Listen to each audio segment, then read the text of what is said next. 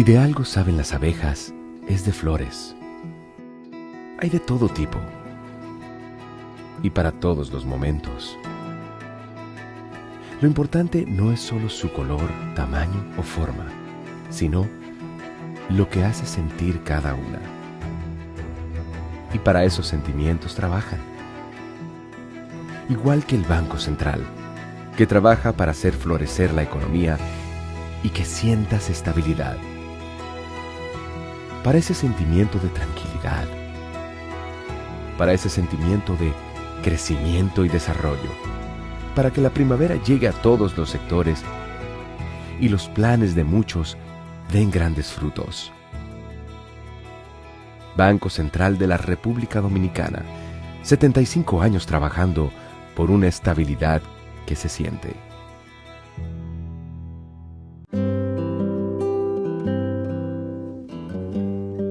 Hoy sé que no pido ni un rayo de sol para verte. No las tengo todas conmigo. Me deslumbras, me hipnotizas. De repente renaces despierto, no pido nada. Hoy sé que te quiero. Donde sea que haya un dominicano, ahí estaremos con él, porque somos Banreservas, el banco de todos los dominicanos.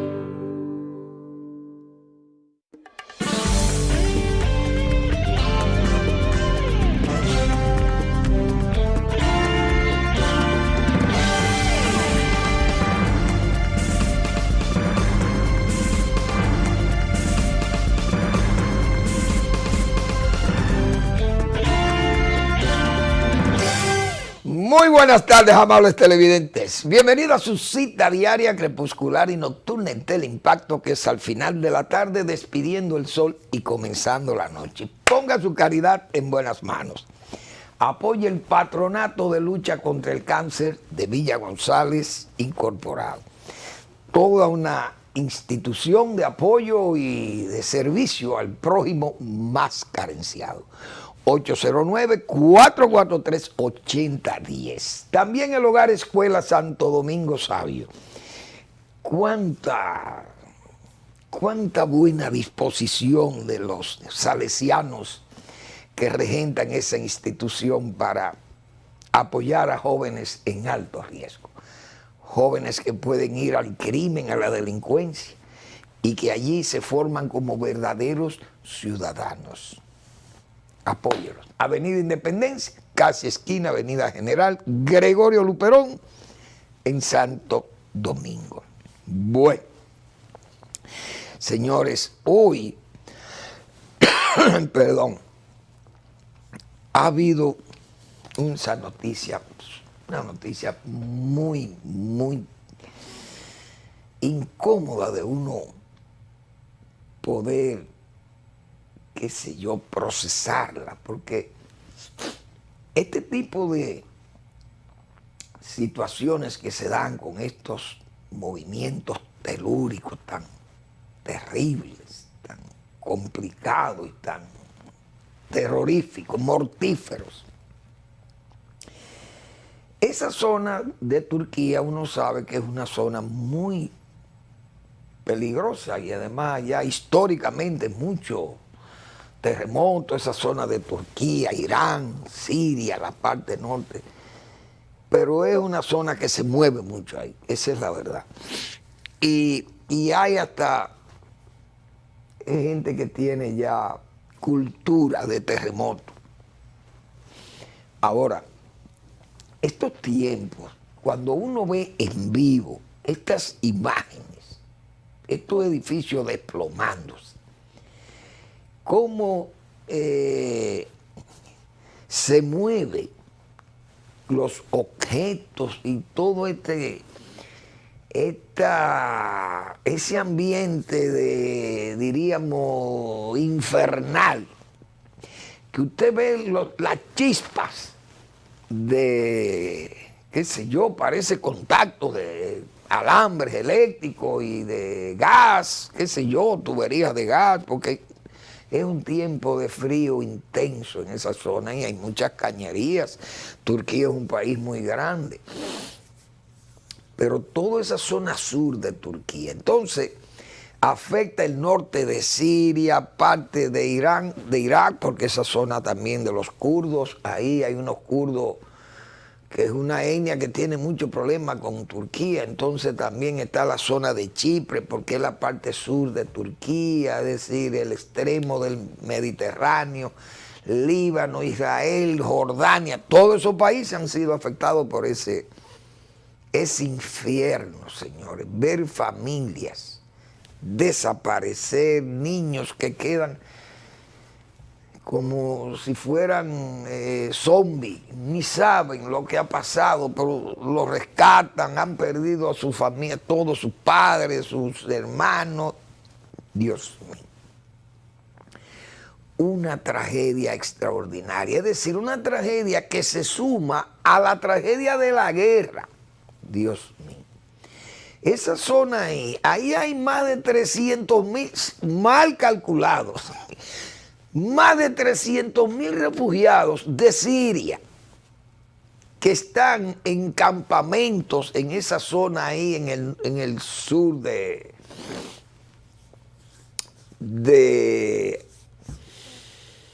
Turquía. Entonces Turquía en guerra con los sirios rebeldes que andan por ahí, en guerra con los kurdos, que son adversarios, enemigos jurados de ellos. Entonces, eso es un lío en esa zona de guerra, hospitales colapsados por los mismos refugiados. Gente que ya ha sido expulsado a bombazo. Alepo es una de esas ciudades que están ahí, que fue borrada por la artillería o la aviación rusa. Bueno, eso es una cosa de loco. Entonces, cuánto sufrimiento esas familias, verdaderamente es un acto muy doloroso. Ver uno esa tragedia tan de frente, porque es que ahora con estos medios de comunicación, un terremoto como ese, antes de todo esto internet y todo eso, señores, antes la gente, bueno, hubo un terremoto en Turquía. Eso salía en los periódicos, pero la gente no tenía tanto acceso a los periódicos, como que sabía de esas cosas, pero no estaba tan enterado. Pero ahora, señores, todo lo que pasa en el mundo es al instante, las imágenes, los videos en vivo ahí de todas las cosas como están pasando. Y la verdad que son imágenes que han dejado impactado a todo el mundo. Muy triste porque eso es muchas vidas. Ahí tiene que haber mucha gente muerta. Los cálculos muy conservadores hablan de 3.000 y algo. Las agencias norteamericanas más especializadas pueden estimar y que más de 10.000 muertos podrían estimar allí, pero eso es una cosa que ni se sabe. Porque es que ese terremoto ha abarcado demasiadas zonas.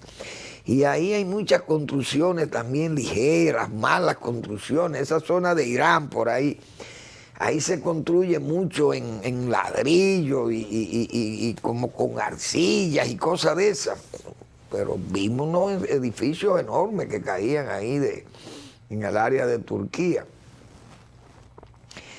Pero el mundo ha estado impactado con ese terremoto tan fuerte, entonces unas réplicas tan altas como los mayores terremotos que han sucedido en el mundo. Es una cosa que uno se siente muy, muy mal viendo eso tan de frente ahí, tan en vivo, como se dice. Y es muy lamentable. Turquía necesita mucho apoyo y todos esos países ahí necesitarán que tantas las naciones del mundo cooperen con esa gente, porque es una situación muy crítica, con un invierno tan crudo como el que hace ahí.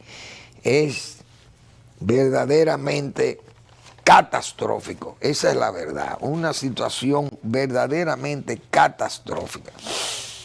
Bueno, hay que ver cómo va a terminar todo eso. Imagino que esa guerra también continúa, porque Turquía con esa guerra también de Ucrania, ese es otro problema, porque entonces ese mar Negro lo comparten todos esos países y Turquía ha tenido que ver mucho con esa, tratando de resolver problemas que genera esa guerra entre Rusia y Ucrania.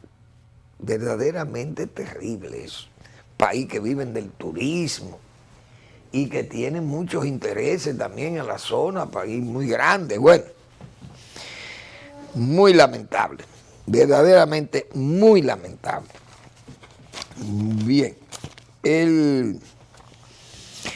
yo tengo que hablar de mis gazapos también, porque el viernes cometí un error de fecha, porque es que a veces uno se le confunde, son tantos los números y las fechas y los eventos y las circunstancias que uno cita y cosas que a veces se le pierden a uno y dice uno las cosas incorrectas. Pero el viernes decía que el guerrillero Román llegó al país el 2 de febrero del 72, pero fue el 2 de febrero del 73. Entonces yo cometí el error, porque yo quise señalar lo del Código Agrario, que el doctor Balaguer lo anunció en el 72, y toda esa efervescencia agraria que había en el país, más ese código, indiscutiblemente que era una especie de política de contrainsurgencia, que de los pocos países donde la insurgencia guerrillera no tenía vivero, no alcanzaba a tener, no porque no teníamos las condiciones orográficas en las lomas y eso para albergar guerrilleros, sino que ese mismo proceso agrario que llevó a cabo Balaguer era un proceso de servía al mismo tiempo de contrainsurgencia para esos focos guerrilleros que pudieran brotar producto de esa lucha intensa ideológica que había en el país y en todo el mundo, y América Latina más, porque entonces el castrismo influía mucho en el foquismo. Y uno sabe que después de la caída del Che, en el 67, el propio Fidel Castro no era partidario ya del foquismo, porque lo vio que no era posible que prendiera un movimiento guerrillero como el que llevó a cabo en Sierra Maestra. Y se lo dijo al propio Camaño, pero el coronel Camaño, cuando llegó a Cuba, se transformó en Román y no fue posible asimilar la realidad de la hora, que no eran las condiciones, y aquí no la había. Y citaba yo que paradójicamente el partido que apoyó el Código Agrario fue el Partido Comunista Dominicano, que hoy reivindica la figura de Román y de Camaño. Principalmente su máximo líder del Partido Comunista, que es Narciso Isaac Conde. Y fue de los partidos que avivó, que estimuló la aplicación de ese código como una forma, diríamos, de fortalecer o tener una especie de constitución agraria en el país. Es decir, las condiciones, no había condiciones para que prendiera el foquismo, pero bien, ya eso es historia y vamos a seguir con el programa. Bueno, hay que hablar de Pedernales. El gobierno, el presidente, ¿cómo será el presidente Abinader? ¿Un presidente trabajador o un presidente andador? ¿Cómo será? Pero yo creo que hay que explicarle las dos cosas, porque no podemos decir que el presidente no trabaja, pero anda mucho. Y yo, esas cosas como que me han llamado mucho la atención desde que está en el gobierno 2 años, que tiene 30 meses que tiene el presidente ejerciendo el poder. y es un hombre de la calle, un hombre coloquial, como hemos dicho. Pero bueno, fueron a Pedernales a dar ya los inicios o a bendecir los inicios de las obras que se van a construir en ese espacio turístico muy importante o polo turístico muy importante. El gobierno ha encontrado socios para hacer 2 hoteles, se ha señalado que es el inicio del proyecto y está muy bien. El presidente tiene una queja de que hay adversarios del gobierno como que quisieran el fracaso, pero yo creo que eso me parece un exceso del presidente. Porque ¿quién va a querer que fracase un proyecto que vaya en beneficio de una provincia como, no solo de la provincia, sino una región como es la región sur o suroeste, o la región de la cuenca del lago Enriquillo, no sé cómo se le puede llamar a eso, a toda esa zona ahí, porque Pedernales está distante. Pero yo creo que no hay político que pueda pedir que fracase ese proyecto. Ahora, que se tomen las, qué sé yo, las regulaciones, que se conozcan cuáles son las ventajas o las desventajas que pueda tener ese proyecto y que se cuestionen esas cosas. No creo que sea por maldad o por una intención malsana de querer que fracase. Yo creo que el presidente se excedió ahí. Ahora, el gesto de iniciar los trabajos, de que se emprenda un proyecto como ese, es muy loable.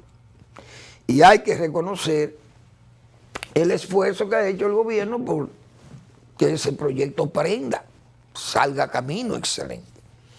Hay que también felicitar al gobierno anterior de Danilo Medina, porque hay que decir esas verdades. E incluso, perdón, el primer gobierno de Leonel Fernández, 96-2000, ese gobierno tuvo que enfrentar el problema que se creó con esos terrenos de Bahía de las Águilas, esos terrenos de la parcela esa, no sé si es 42A que se llama, no recuerdo. Pero eso trajo muchos problemas, incluso trajo problemas con el reformismo, porque la aplicación de la ley, en el caso de pedir la revisión de esos terrenos, trajo muchos problemas porque Jaime Rodríguez Guzmán, que en paz descanse Jaime, como director que fue del Instituto Agrario, en él cayó la responsabilidad de que esos terrenos pasaran al sector privado por vías, diríamos, poco institucionales, porque uno sabe que eso se hizo un asentamiento ahí en gabinete y todo, hubo un papeleo. Hay que entender aquellas cosas. Hubo un papeleo que quedó en manos de terceros, pero con unos mecanismos que todo el mundo sabe que no fueron los correctos. Pero eso es historia. Entonces, desde ahí se comenzó a luchar por que el Estado reconquistara o retomara sus terrenos que lo reclamaba, y que el propio parque, ya declarado zona de parque, esa zona ahí del Parque Jaragua, reclamara también sus derechos, el Estado. Eso fue un proceso muy largo, todo el mundo lo conoce. Pero en el gobierno de Danilo Medina se hizo hincapié en el caso y logró llevarlo por la vía judicial, tener los fallos, e incluso dejaron un plan maestro hecho para el proyecto. Pues hay que reconocer esas cosas. El gobierno parece que no le ha dado mucho crédito a lo anterior y todo el crédito lo ha tomado ahora. Pero eso está bien, porque quien iniciara el proyecto está bien. Ahora, yo creo que siempre tienen que haber las objeciones y la transparencia, que las cosas se hagan bien claras para que no dejen duda, porque esos son bienes públicos. Y todo ser dominicano tiene derecho a reclamar que esas cosas se la pongan claras para saber en qué pie, como se dice, estamos parados. Bien. Hubo el problema con los ecologistas, los ambientalistas que señalaron que había terreno ahí que pertenecían al parque, y esa observación el gobierno la acogió, pero el proyecto iba caminando sin eso, sin hacer esa observación. Cuando hicieron la observación, el gobierno fue honesto y echó para atrás. Sacaron el área que pertenecía al parque, que estaba en área protegida. Pero bien, el gobierno decidió ir asociado ahí, no sé qué tipo de sociedad, si es por vía del fideicomiso, se ha señalado, con compañías privadas para construir 2 hoteles, más allá en Cabo Rojo, el muelle ahí de Cabo Rojo, lo están adaptando, no sé, a embarcaciones de crucero y esas cosas. Ahora, yo sé que ahí faltan muchas cosas por hacer. Y yo digo lo siguiente, que esas son mis preocupaciones. Leí que hay 3 pozos identificados para el agua de esos proyectos. Y el agua de ese proyecto, eso no va a ser tarea fácil, pienso yo, dentro de mí, pocos, por ningún conocimiento sobre la materia.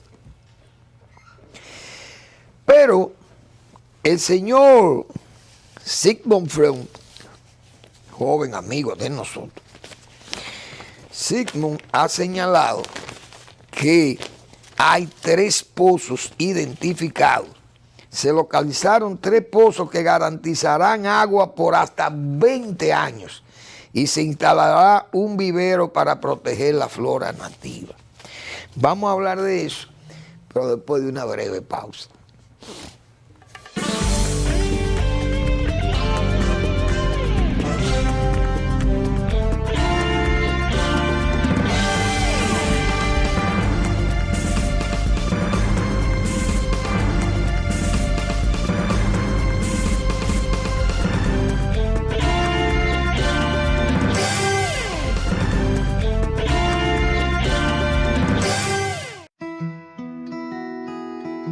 Si de algo saben las abejas, es de flores. Hay de todo tipo y para todos los momentos. Lo importante no es solo su color, tamaño o forma, sino lo que hace sentir cada una. Y para esos sentimientos trabajan. Igual que el Banco Central, que trabaja para hacer florecer la economía y que sientas estabilidad. Para ese sentimiento de tranquilidad, para ese sentimiento de crecimiento y desarrollo, para que la primavera llegue a todos los sectores y los planes de muchos den grandes frutos. Banco Central de la República Dominicana, 75 años trabajando por una estabilidad que se siente.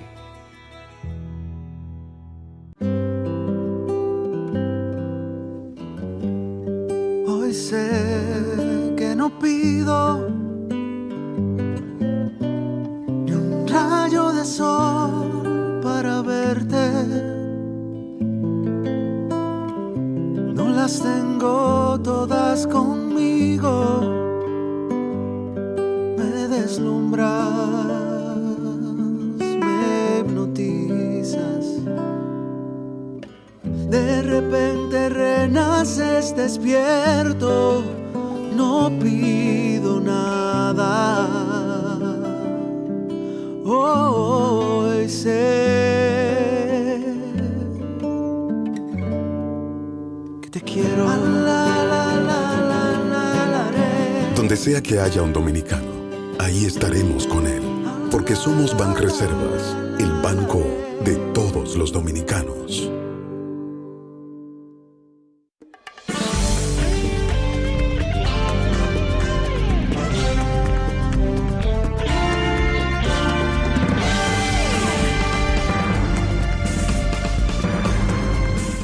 Bueno, pues yo decía del agua. El agua es vital para un proyecto de ese tipo. Porque un proyecto donde se van a instalar 12,000, creo que fue, habitaciones se van a construir para ese proyecto hasta el futuro,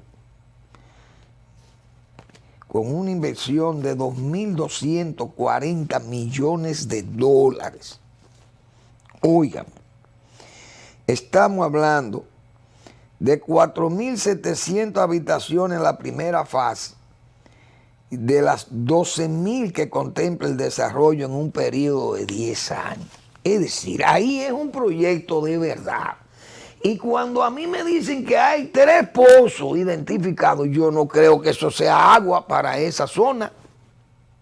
Sería bueno que te expliquen esas cosas con más detalles, porque el agua, repito, en esa zona ha sido tan difícil. Yo recuerdo, trabajando para la reforma agraria, siempre la envidia de nosotros, el deseo de los agrónomos, era poder explotar esa planicie de Sansón, enorme, feracísima, pero una tierra excelente, pero sin agua. Y siempre teníamos, pero uno decía, pero es que hay que buscar el agua, aunque sea 1 kilómetro para abajo, como se dice, en las profundidades. Y subir el agua, hay método para que suplamos el agua a este proyecto. Bien, Balaguer, que había anunciado el proyecto Nizaíto, el canal Nizaíto, lo había anunciado en el 66, en un viaje que hizo por la zona, después del ciclón Inés y todo eso ahí, o antes del ciclón Inés. Fue cuando él estaba en campaña política y anunció en el 66 el canal Nizaíto. Ese canal que iba a llevar las aguas desde Paraíso, esa zona por ahí, hasta Enriquillo, Paraíso, a Oviedo, para irrigar esos terrenos enormes donde estuvo la algodonera, y que esos eran terrenos también muy buenos, muy azotados por el viento. No hay duda que esa brisa seca, cálida, secaba mucho, y entonces el riego por goteo fueron lo que se podía implementar, pero el agua se llevó. Balaguer logró construir el canal Nizaíto, creo que en el 94 se terminó el canal. Oigan, desde el 66. Pero Balaguer se comprometió con ese canal y lo hizo ese canal. Y fuimos, yo me acuerdo allá, a la inauguración de ese canal. Entonces, se entregó Nizaíto, pero Nizaíto es agua que llegaba hasta ahí, hasta Oviedo. Entonces, 3 pozos. Esa zona, yo no sé a la distancia que están estos pozos de la costa, no lo sabemos. Entonces, como se va a hacer un aeropuerto en Oviedo, yo no sé si esa agua es suficiente. 3 pozos para mojar, para llevar el agua a ese aeropuerto. ¿Usted sabe el agua que se necesita en un aeropuerto?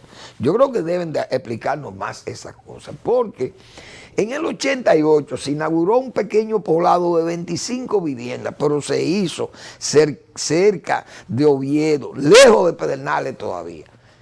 Voy a averiguar el nombre ahorita, más luego, para suministrarse. Pero yo recuerdo que fuimos, entregamos 25 viviendas ahí, un pequeño poblado frente a Sansón, a la llanura de Sansón, pero eso está muy distante de Pedernales. Y yo sé que el agua tendría que servirse de ahí de Oviedo, de la que se le ha servido a Oviedo todo el tiempo. Entonces, esos 3 pozos me dejan a mí con la incertidumbre de que cómo se va a resolver el problema de agua para un proyecto planeado para 12,000 habitaciones. Esa es mi duda. ¿Por qué pongo ese ejemplo? Pongo esa preocupación.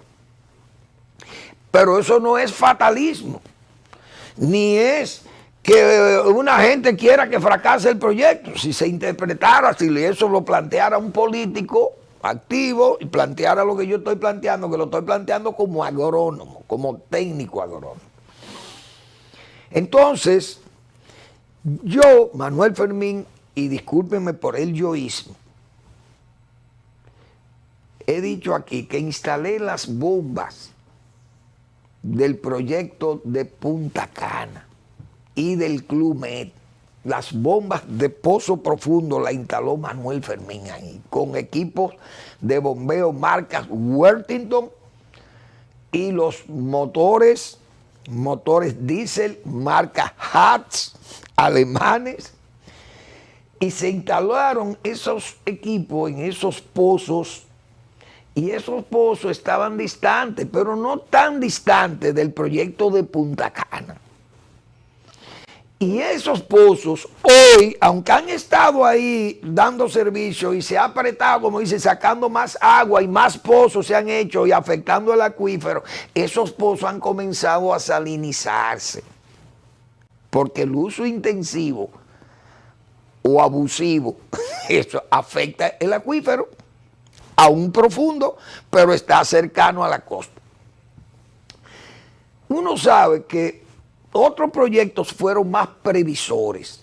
Por ejemplo, el proyecto de Cap Cana es un proyecto que fue más previsor y buscó ingenieros con todo el nivel técnico necesario para conseguir que ese acuífero aportara el agua de ese proyecto, pero a 13 o 14 kilómetros de la costa, en la Gina, Jaraguá, en Gina, Jaraguá. Oiga, ¿por dónde que eso está? En Gina, Jaraguá. Es decir, está bien distante, por lo tanto el agua no se va a salinizar por ahora para el proyecto de Cap Cana, pero los proyectos de Punta Cana y Bávaro tienen el problema de la salinización de ese acuífero por abuso intensivo del uso del agua. Entonces, este proyecto de Pedernales, a mí eso me tiene, pero eso es lo único que yo entiendo. Porque yo no entiendo lo del fideicomiso y esa cosa uno no sabe. Yo lo que estoy viendo es la posibilidad de cómo, de dónde va a venir el agua. O van a desalinizar agua de mar. Porque si la de los pozos es salada, se puede desalinizar a un costo alto también. Porque eso es por homos inversa. Y eso es sumamente costoso porque esas membranas se tupen y eso hay que estar cambiando. Bueno. Los que saben de eso, los químicos saben de eso. Entonces, yo pienso que eso, hablarme de 3 pozos, porque como que eso es una salida.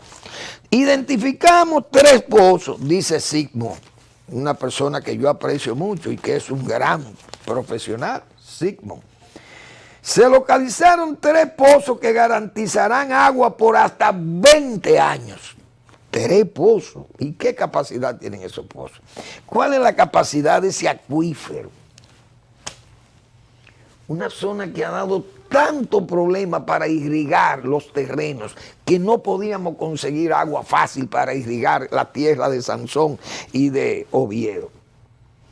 Entonces, eso es una preocupación que me queda de ese proyecto de Punta Cana, de allá de Pedernales, más a construir un aeropuerto, la carretera, el acueducto, entonces las obras también de descarga de sólido, una planta de tratamiento, se necesita muchísima agua también.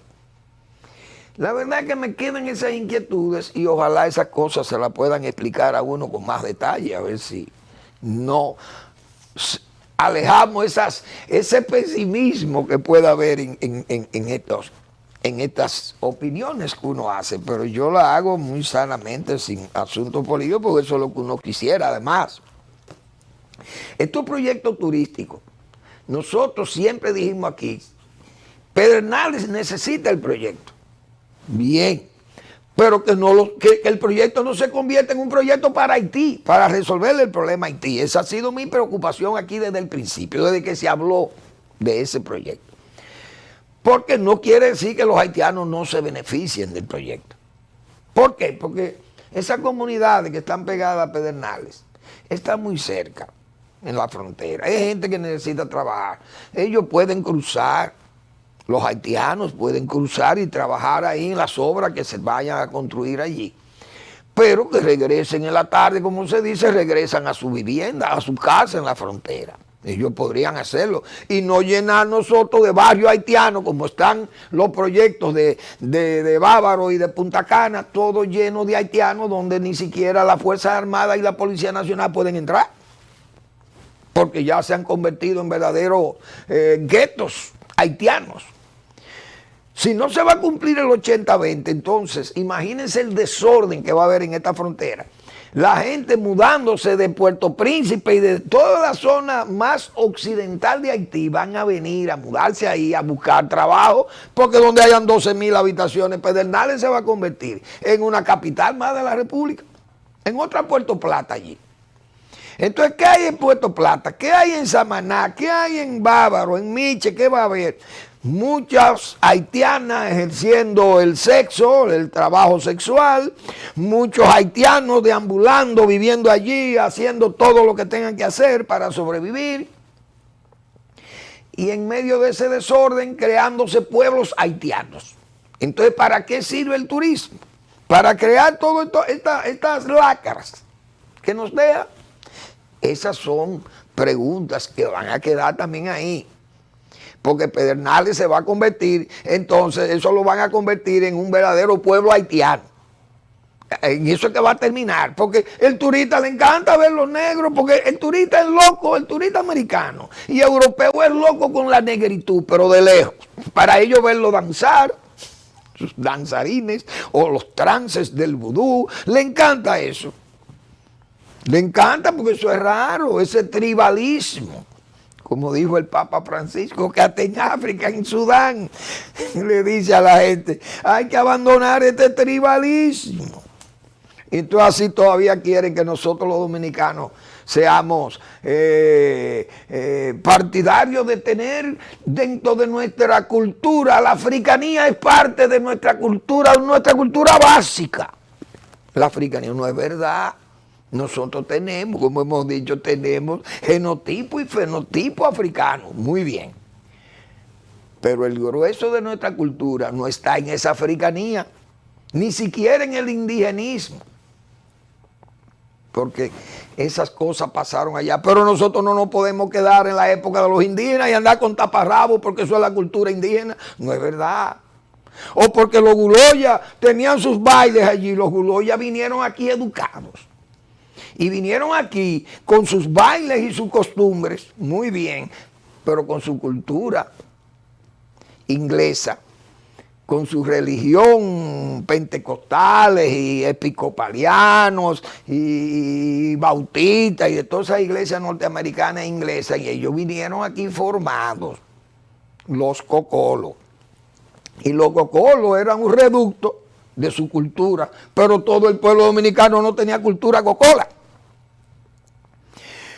Por tanto, todo el pueblo dominicano no tiene cultura haitiana ni africana para que nosotros seamos, obligatoriamente tengamos que aceptar la cultura de la africanía porque ustedes son africanos. Eso no es verdad. Eso no es verdad. Nosotros aquí tenemos, como yo dije, el sacramentario gregoriano de la República Dominicana. Lo cumplimos en las iglesias y respetamos al Cristo resucitado. Vamos a estar claros, nosotros no andamos con trapo rojo, ni babalao, ni con los yorubas, ni con un túbano, como se dice, un cigarro y un caracol, y nada de eso. Nosotros no andamos en nada de eso, los dominicanos. Así que vamos a estar claros con eso, para que los que están hablando de africanía y de que la cultura de nosotros y que Juan Luis Guerra hizo un merengue con los guloyas, sí, claro, porque los guloyas es una realidad. Y los congos haitianos eran una realidad también en los bateyes.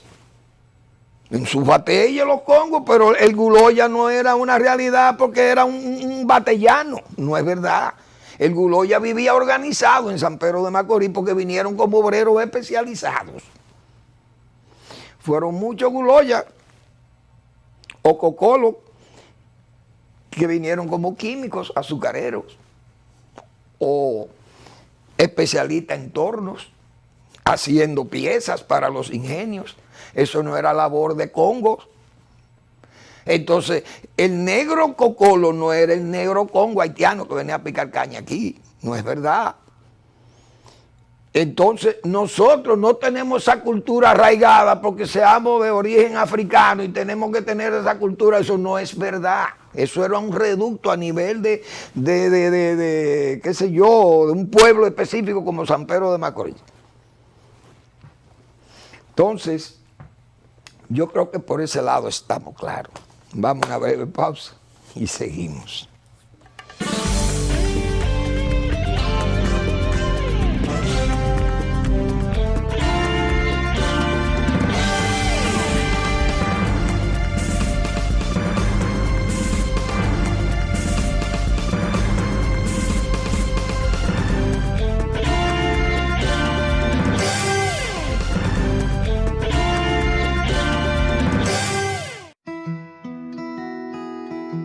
Si de algo saben las abejas, es de flores.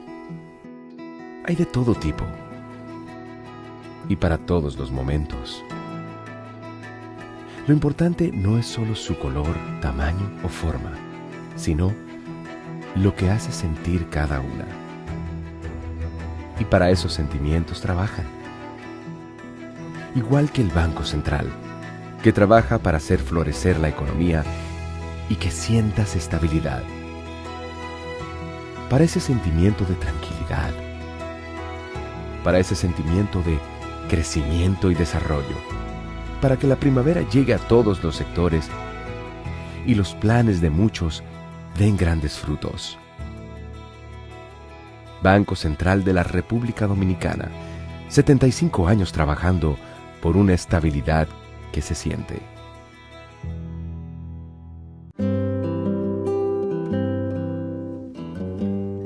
Hoy sé que no pido ni un rayo de sol para verte. No las tengo todas conmigo. Me deslumbras, me hipnotizas. De repente renaces despierto, no pido nada. Hoy sé que te quiero.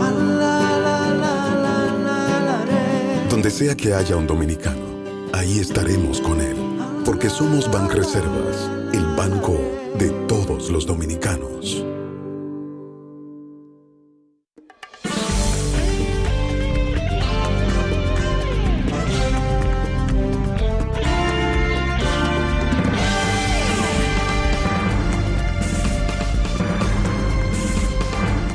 Bueno, ahora hay una expresión que ha caído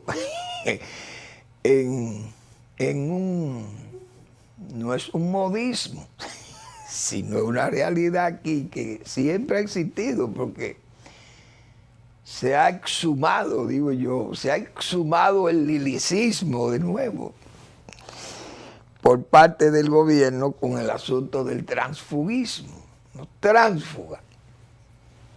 Y es una expresión que siempre ha estado vigente aquí, en este país político. ¿De qué lado está la razón con este asunto del transfugismo, de los alcaldes que le han comprado al PLD y al PRD? Dicen los PLDistas. Y la verdad es que se ha hecho una bulla con eso, que no le luce al PLD. Y yo diría que por eso, ¿a quién le damos la razón? A nadie, porque todos han hecho lo mismo.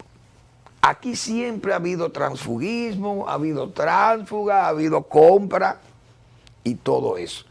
Fíjense que quienes han hecho la protesta con más fuerza ha sido lo del PLD. Porque el PLD ha perdido, bueno, más de ¿cuántos son los que ha perdido? Yo vi una cifra por ahí que decían de los...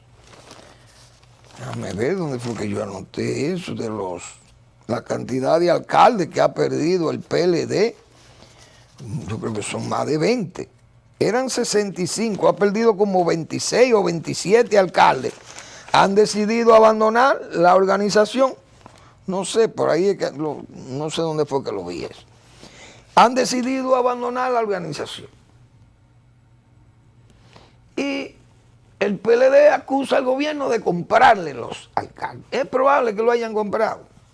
Difícil de saber que han pagado por eso, porque es difícil que nadie le van a entregar un cheque por eso. Vaya, cobre ese cheque en tal sitio. Le da en efectivo, se ha señalado unas sumas de dinero ahí por escala, de acuerdo a la calidad del síndico, de 350, 400 mil dólares, eso es mucho dinero también.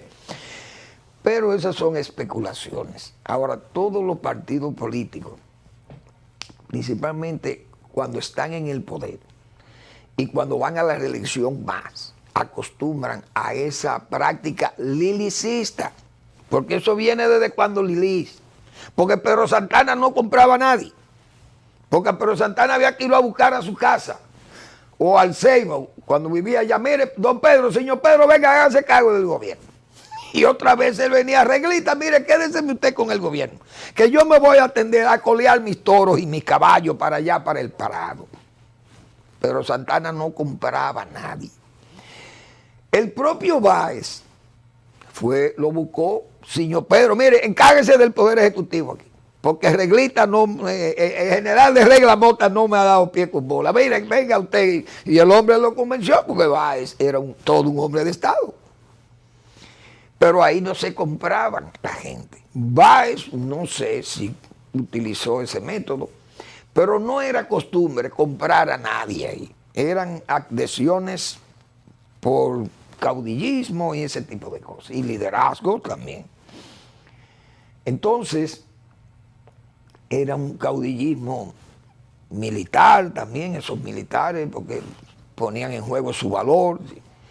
Entonces Lilis comenzó a comprar gente a base de árganas de dinero. Todo el mundo conoce la historia de este país. Y eso fue el lilicismo. ¿Qué han hecho los gobiernos de estos tiempos? Exhumar el lilicismo.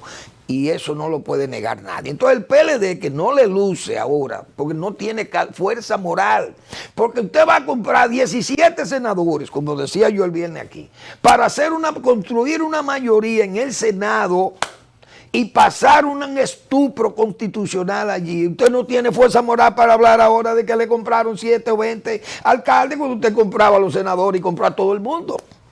O nos vamos a poner locos. Por eso no hay a quien darle la razón, desde luego. No escapa el gobierno a que se le acuse de corrupción política. El gobierno ha caído en corrupción política con eso, porque uno sabe lo difícil que es que usted, un alcalde que está ganándose su dinero, que está manejando un presupuesto, se cambie a un partido que está gobernando, porque él está gobernando también. ¿Y qué es lo que va a cambiar? Si él está gobernando también, ¿qué le pueden garantizar? Reelección por reelección, pero eso fue lo mismo que ofreció Danilo Medina, reelección por reelección, y entonces. Es decir, todo es una mentecatez de algunos que quieren hacerse sonar y otros que no saben decir las cosas, porque usted tiene, cuando usted va a decir un disparate en política, usted por lo menos tiene que decirlo, que suene, ¿cómo diríamos? Que suene erudito. Señores, si usted va a decir un disparate políticamente hablando, usted tiene que sonar erudito por lo menos para cubrir el disparate con la erudición. Pienso yo. Entonces, en este caso el gobierno, repito, ha caído en corrupción política, porque eso a todas luces uno sabe que alguna negociación hay ahí. Pero al mismo tiempo que el gobierno está haciendo todo eso, hay un reordenamiento ya mental, genealógico, yo le voy a decir así. El viernes señalamos nosotros aquí, en la semana anterior, que hay una especie de vaciamiento en el PLD, que es un partido que está en constante ebullición, pero una ebullición que está escapando el vapor, la fortaleza, la fuerza, su energía se está escapando. Es decir, es una olla destapada el PLD. Esa ebullición está perdiendo vapor, y cuando usted pierde vapor, un líquido que se cambia a vapor, se pierde, se va. Y el contenido de la olla que está hirviendo usted lo ve bajando. ¿Por qué? Porque se está escapando el vapor, el líquido se ha ido como vapor. El PLD le está pasando eso, es un vaciamiento. Entonces un partido que está en esa situación es un partido que está muy mal. Decíamos nosotros aquí, eso lo que necesitan es buscar un acercamiento por la genealogía. El genotipo y el fenotipo de esos dos partidos, Fuerza del Pueblo y PLD, es el mismo, pero más el líder principal por el que votaron todos los PLDistas fue por Leonel Fernández. Y el que fortaleció ese partido fue Leonel Fernández, no fue Danilo Medina. Danilo Medina también fue un receptor de esa facilidad y de ese liderazgo de Leonel Fernández que le permitió ser presidente. Porque no tenía ni las condiciones para llegar a presidente, porque era un liderazgo que se veía débil incluso. Señores, perdiendo las elecciones de un candidato malo como era Hipólito Mejía, que fue un candidato malo pero exitoso, porque a veces los malos tienen, digo malo en el sentido de que no tenía un liderazgo ni tenía una, qué sé yo, una candidatura sobre la base de un buen mensaje ni nada de eso, sino del rutinarismo, del repentismo, de la falta de idea. Pero llegó papá y Danilo Medina no podía vencer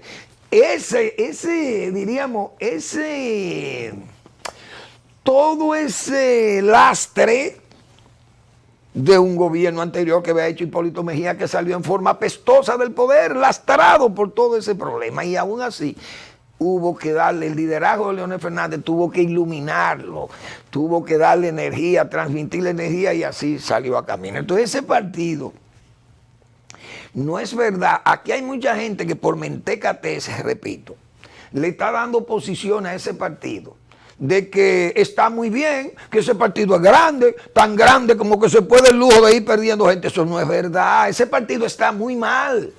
El PLD, y lo dije yo aquí, eso es el Partido Laboral Danilista. Ese partido no va a soportar, y ese candidato, Abel, por bueno que sea Abel, no puede, primero no puede competir con Luis Abinader como presidente, y no puede competir con un hombre como Leonel Fernández, que es un expresidente de la República y tiene mayor capacidad de consenso y de negociación que él, con un partido en estado de descomposición. Pero más que por de putrefacción, porque imagínense ustedes limpiándose de todo aquello y la gente yéndose, ¿cómo soporta? ¿Cómo va a resistir?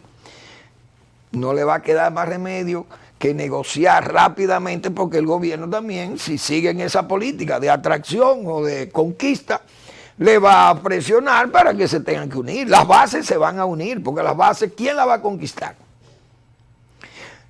Si están en su partido, no van a saltar al PRM, porque los PRMistas están locos por empleo. ¿Y dónde van a poner entonces a los PLDistas que lleguen ahí? Va a ser muy difícil, le va a crear problemas al PRM incluso, porque el gobierno no da para tanto tampoco. Eso va a solidificar probablemente la oposición, porque el PLD seguirá debilitándose con una dirigencia que está también atrapada, no se atreve a salir a la calle y a hacer mucho bulto, como se dice, porque tiene esa marca del fracaso como institución que debió tener un comportamiento menos dañino contra el fisco, como fue el PLD de Danilo Medina, con un partido en estado de acusación total. El gobierno que ejerció Danilo Medina, entonces ese gobierno en estado de acusación total, con un partido en una ebullición, perdiendo energía, un candidato que no tiene la seguridad de que lo estén apoyando con lealtad, que en su propia provincia se le está yendo la gente. Entonces, ¿cómo es posible que esa candidatura diga que ese partido todavía es el segundo partido o el primer partido del país y que esa candidatura de Abel todavía sigue fuerte? Eso no es verdad. Tienen que poner los pies sobre la tierra, y el PLD necesita hacer una revisión urgente de esa situación, porque no es verdad que un partido que esté en continuo vaciamiento, repito, va a estar fuerte, ni va a ser creíble, ni competidor en las elecciones próximas. No va a poder competir, porque en un proceso de descomposición, ¿cómo va a terminar? Los procesos de descomposición son creados muchas veces por organismos saprófitos, no parásitos, no, sino saprófitos, que son los que se alimentan. Esos son unos microorganismos que se alimentan de esos de esas materias en descomposición. Pero esa es una realidad que tiene que sopesarla ese partido. No es verdad que ese partido va a poder llegar con un estado de descomposición, de vaciamiento, repito, como el que lleva. No resiste, no podrá resistir. Y entonces, cuando uno ve, por ejemplo, el propio Miguel Vargas, que dice Miguel que se está consolidando, que ese es el tiempo de consolidación de su partido, está también, miren dónde está el PRD. Producto de que de esas salidas, de todo ese vaciamiento que ha tenido aquella otrora oligarquía de masa. Si le pasó al PRD, no le va a pasar al PLD. Es el mismo proceso, el reformismo, todo es el mismo proceso. Unión Cívica Nacional era poderosa, también se fue a pique. Es un proceso de descomposición. Seguiremos con otros temas que se quedan porque son muchas cosas, pero mañana y en la semana vamos a tratar muchas de todas estas situaciones y circunstancias que se presentan en estas parcelas políticas y que dan pie a todas estas opiniones o especulaciones, como usted la quiera calificar. Gracias por su atención. Nos vemos mañana en otra entrega de Al Final de la Tarde, despidiendo el sol y comenzando la noche.